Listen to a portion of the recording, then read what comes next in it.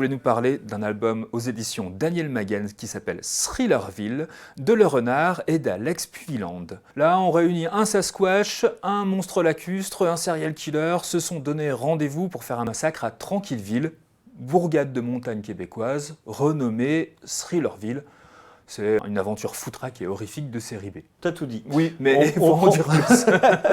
On prend vraiment tous les ingrédients de la série B, voire Z. Ouais. On mélange tout ça. Voilà. On secoue très très fort. Ouais. On rajoute une petite dose d'absurde, une petite dose d'humour québécois, d'accent, et on a Thrillerville. Ouais. Et c'est réjouissant à lire. Ah oui. Voilà, ça c'est vraiment de la BD d'aventure.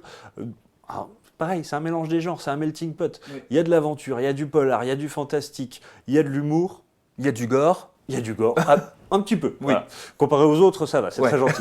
Mais il y a vraiment, ça a une ambiance assez incroyable. Ouais. Parce que ce côté, les personnages sont ultra développés, Ouais. mine de rien, même si, parce que Pour le premier scénario de Le Renard en plus. Ouais, hein. voilà, c'est vraiment.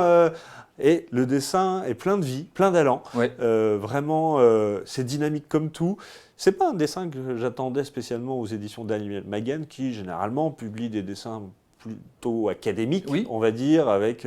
Mais là, c'est. Oui, parce que c'est un galeriste aussi, Voilà, Daniel c'est un Maguen. galeriste. Mais là, voilà, il y a du peps, c'est fun, c'est vraiment de la lecture de divertissement. Et, Ça se situe quelque part entre les frères Cohen et Guillaume Griffon, tu vois, c'est Ouais, c'est un peu ça. Il y a un Ouais. peu ça. Il y a un peu ça. Et puis, ouais, moi, j'ai trouvé ça vraiment. Alors, c'est pas crédible une seconde. Non. Mais on s'en fiche. Oui, c'est parce ça. que on est pris dans la lecture. C'est un beau bébé qui fait 230 pages, je crois, quelque chose dans le genre-là. Et hop, on est parti pour une grande marade. C'est surprenant. Il y a des rebondissements, un dessin plein de vie, des Ah oui, couleurs. parce que Alex bien péchues. Puvilland, il a travaillé pour DreamWorks, Voilà. et là, il produit un travail graphique très cinématographique aussi. C'est ça qui est agréable à lire avec la bande dessinée. Au niveau cadrage, Ouais. c'est très varié. Ouais.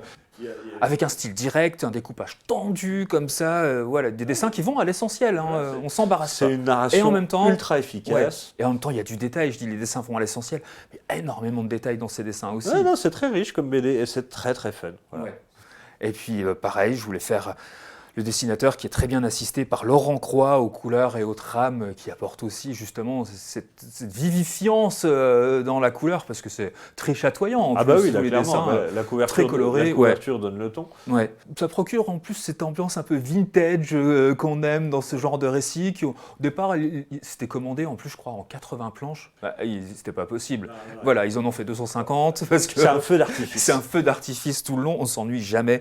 Thrillerville, c'est vraiment une lecture plaisir à la fois parodique, généreuse et frénétique, un cauchemar burlesque et coloré, idéal à savourer en mitouflé dans son plaid parce qu'il commence à faire froid avec un sourire complice et une tasse fumante à la main. Complètement. Complètement. Ça s'appelle donc Thrillerville, c'est aux éditions Daniel Maguen et c'est de Le Renard et d'Alex Puvilland.